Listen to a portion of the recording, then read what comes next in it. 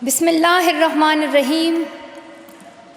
In the name of God, the most merciful, the most beneficent.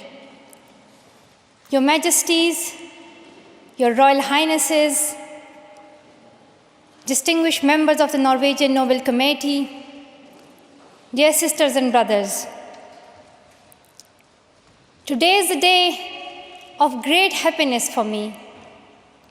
I'm humbled that the Nobel Committee has selected me for this precious award.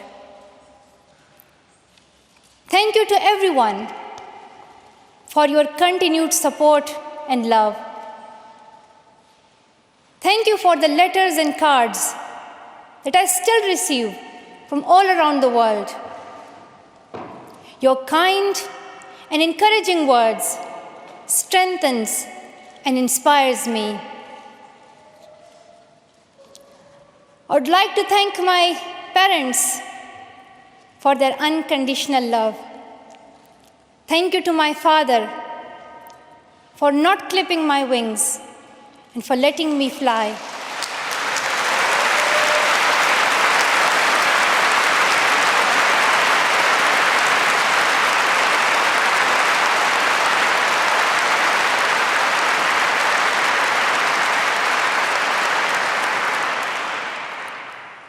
Thank you to my mother for inspiring me to be patient and to always speak the truth, which we strongly believe is the true message of Islam. And also, thank you to all my wonderful teachers who inspired me to believe in myself and be brave. I'm proud. Well, in fact, I'm very proud to be the first Pashtun, the first Pakistani, and the youngest person to receive this award.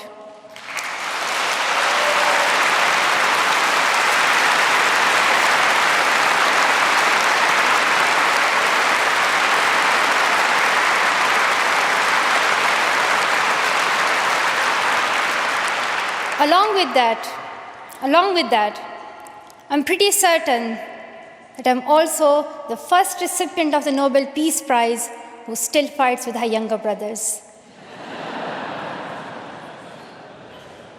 I want there to be peace everywhere, but my brothers and I are still working on that.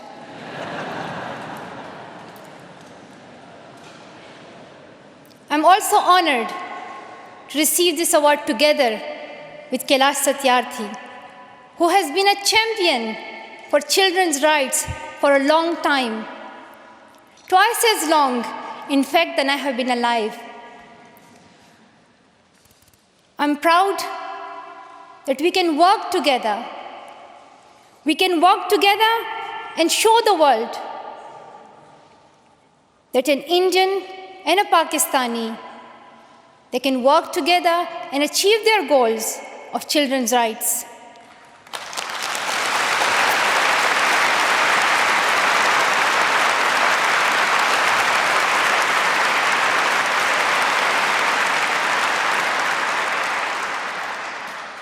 Dear brothers and sisters, I was named after the inspirational Malala Yousafzai, who is the Pashtun Joan of Arc. The word Malala means grief-stricken, sad. But in order to lend some happiness to it, my grandfather would always call me Malala, the happiest girl in the world. And today, I'm very happy that we are together fighting for an important cause. This award is not just for me. It is for those forgotten children who want education. It is for those frightened children who want peace.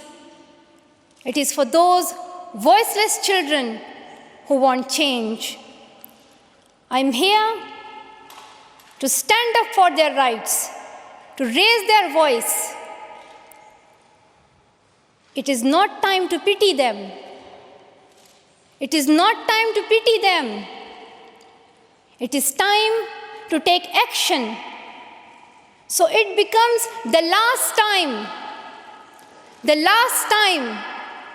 So it becomes the last time that we see a child deprived of education.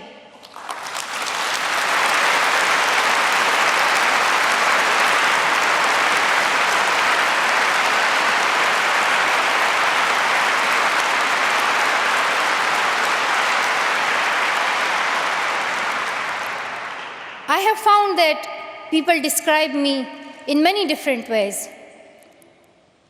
Some people call me the girl who was shot by the Taliban, and some the girl who fought for her rights. Some people call me a Nobel laureate now. However, my brothers still call me that annoying bossy sister. As far as I know, I'm just a committed and even stubborn person who wants to see every child getting quality education, who wants to see women having equal rights, and who wants peace in every corner of the world.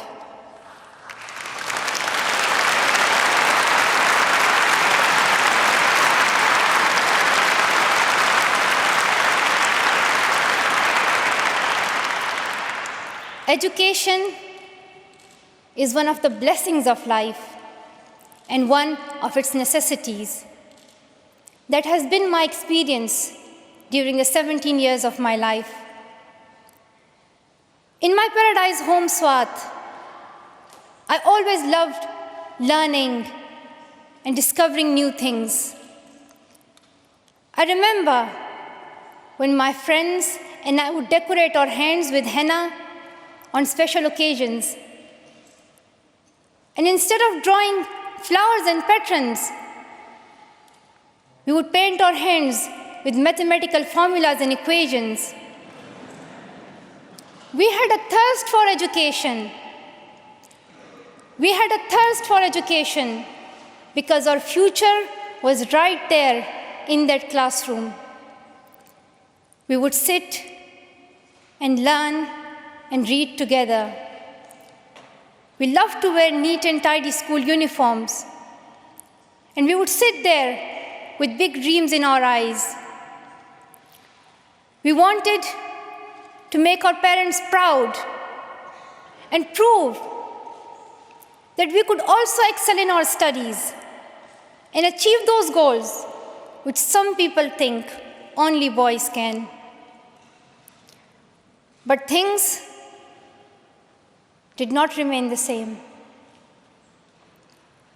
When I was in Swat, which was a place of tourism and beauty, suddenly changed into a place of terrorism. I was just 10, that more than 400 schools were destroyed. Women were flogged. People were killed. And our beautiful dreams turned into nightmares. Education went from being a right to being a crime. Girls were stopped from going to school. When my world suddenly changed, my priorities changed too. I had two options. One was to remain silent and wait to be killed. And the second was to speak up and then be killed. I chose the second one. I decided to speak up.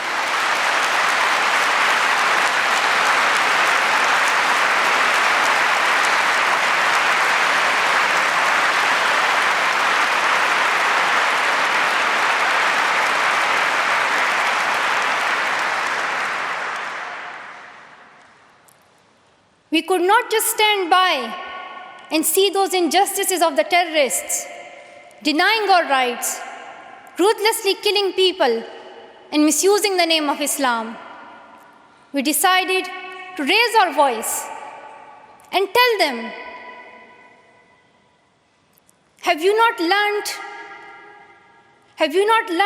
that in the Holy Quran Allah says, if you kill one person, it is as if you kill the whole humanity? Do you not know that Muhammad, peace be upon him, the Prophet of mercy, he says, do not harm yourself or others. And do you not know that the very first word of the Holy Quran is the word Iqra, which means read? The terrorists tried to stop us and attacked me and my friends who are here today on our school bus in 2012. But neither their ideas nor their bullets could win. We survived. And since that day, our voices have grown louder and louder.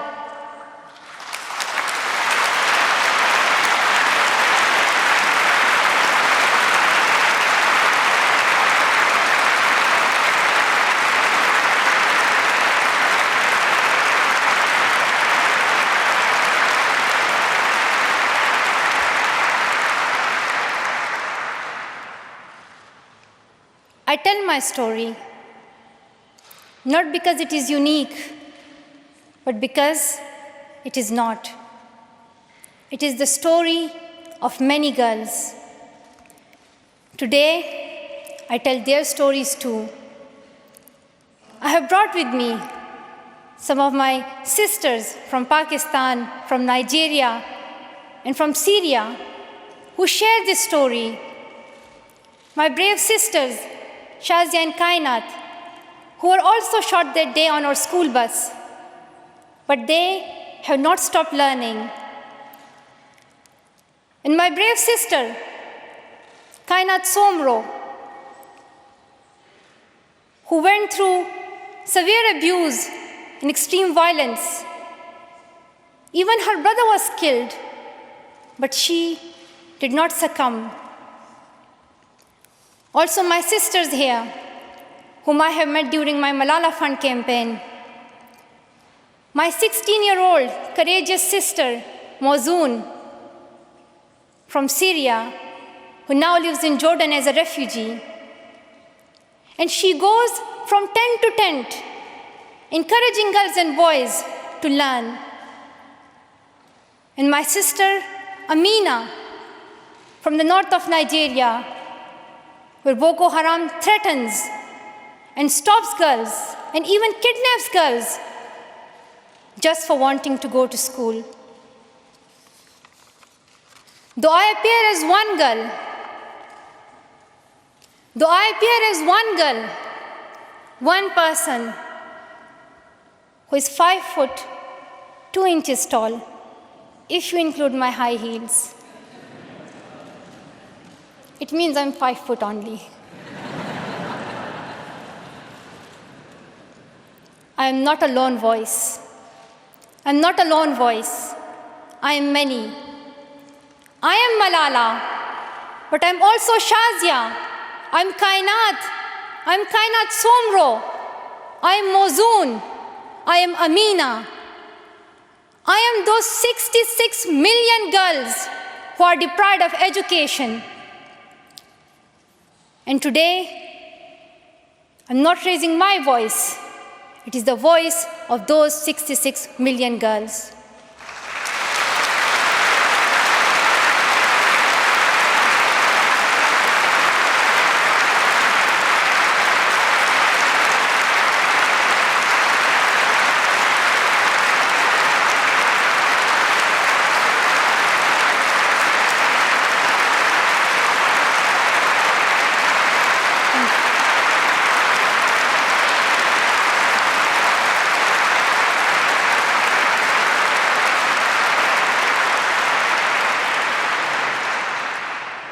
Sometimes people like to ask me, Why should girls go to school? Why is it important for them? But I think the more important question is, why shouldn't they? Why shouldn't they have this right to go to school? Dear brothers and sisters, today, in half of the world, we see rapid progress and development. However, there are many countries where millions still suffer from the very old problems of war, poverty, and injustice. We still see conflicts in which innocent people lose their lives and children become orphans. We see many people becoming refugees in Syria, Gaza, and Iraq. In Afghanistan, we see families being killed in suicide attacks and bomb blasts.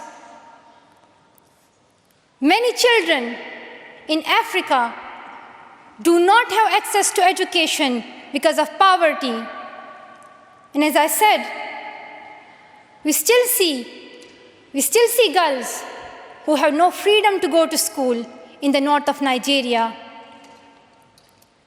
Many children in countries like Pakistan and India, as Kailash Satyarthi mentioned, many children, especially in India and Pakistan, are deprived of their right to education because of social taboos, or they have been forced into child marriage or into child labor. One of my very good school friends, the same age as me, who has always been bold and confident girl, dreamed of becoming a doctor. But her dream remained a dream. At the age of 12, she was forced to get married. And then soon, she had a son. She had a child when she herself was a child, only 14. I know that she could have been a very good doctor, but she couldn't because she was a girl. Her story is why I dedicate the Nobel Peace Prize money to the Malala Fund to help give girls quality education everywhere, anywhere in the world, and to raise their voices.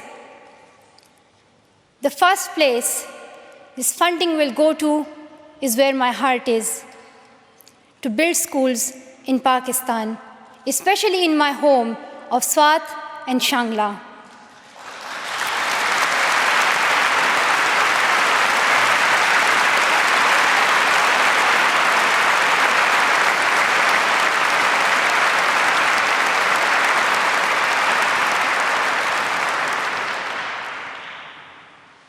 In my own village, there is still no secondary school for girls.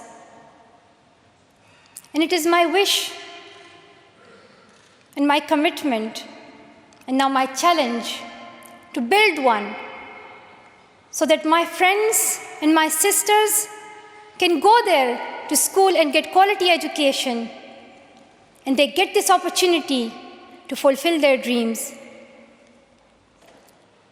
This is where I will begin, but it is not where I will stop.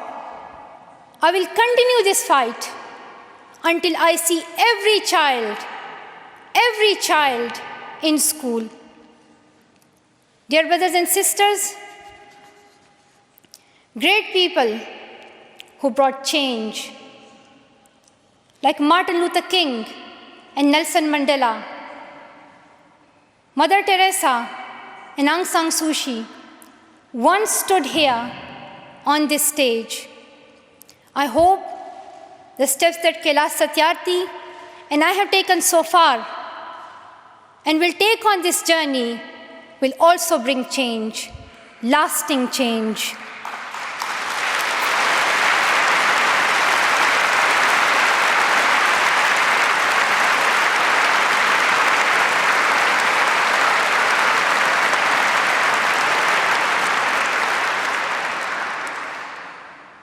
my great hope is that this will be the last time. This will be the last time we must fight for education. Let's solve this once and for all. We have already taken many steps. Now it is time to take a leap. It is not time to tell the world leaders to realize how important education is. They already know it. Their own children are in good schools. Now it is time to call them to take action for the rest of the world's children. We ask the world leaders to unite and make education their top priority. 15 years ago, the world leaders decided on a set of global goals, the Millennium Development Goals. In the years that have followed, we have seen some progress. The number of children out of school has been halved, as Kailash Satyarthi said. However, the world focused only on primary education, and progress did not reach everyone. In year 2015, representatives from all around the world will meet in the United Nations to set the next set of goals, the Sustainable Development Goals. This will set the world's ambition for the next generations. The world can no longer accept that basic education is enough. Why do leaders accept that for children in developing countries, only basic literacy is sufficient when their own children do homework in algebra, mathematics, science, and physics? Leaders must seize this opportunity to guarantee a free, quality, primary and secondary education for every child.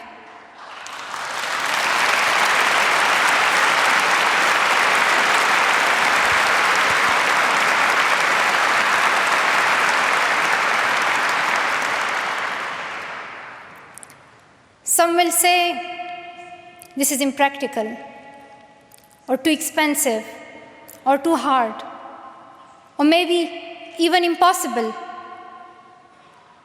But it is time the world thinks bigger. Dear sisters and brothers, the so-called world of adults may understand it, but we children don't. Why is it that countries which we call strong are so powerful in creating wars, but are so weak in bringing peace? Why is it?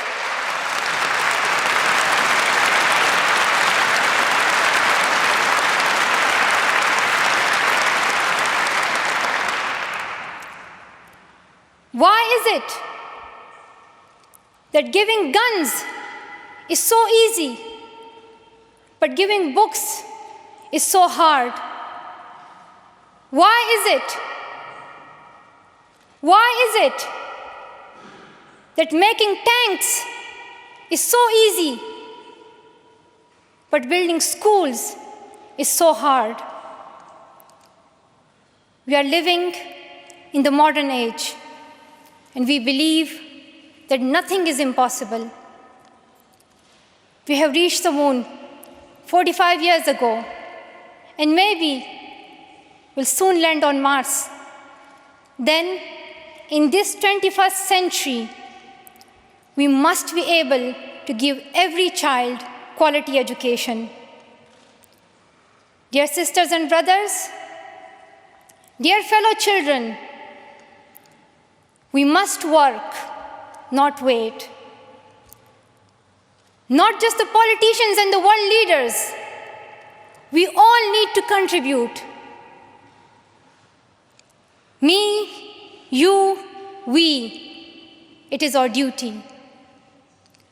Let us become the first generation to decide to be the last. Let us become the first generation that decides to be the last, that sees empty classrooms, lost childhoods, and wasted potentials. Let this be the last time that a girl or a boy spends their childhood in a factory. Let this be the last time that a girl is forced into early child marriage. Let this be the last time that a child loses life in war. Let this be the last time that we see a child out of school. Let this end with us. Let's begin this ending together, today, right here, right now. Let's begin this ending now. Thank you so much. Thank you.